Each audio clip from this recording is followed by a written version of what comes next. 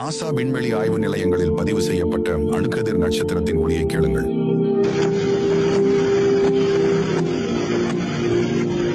அது எப்படி இருக்கின்றது? அது ஒரு கதவை தட்டுவது போன்று ஒலிக்கின்றதா?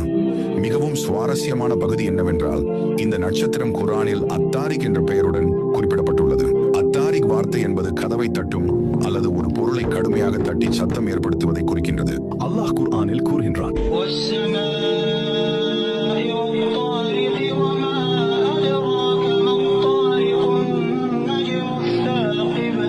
நாசா 21வது நூற்றாண்டின் உயர் தொழில்நுட்பத்தை பயன்படுத்தி இந்த அணுக்கதிர் நட்சத்திரத்தின் ஒலியை கேட்க முடிந்தது.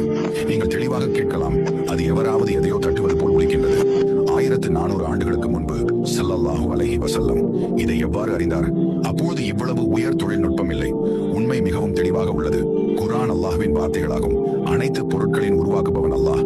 அவர் இறுதி கால தூதர் முஹம்மது ஸல்லல்லாஹு அலைஹி வஸல்லம் என்பதும் உண்மை.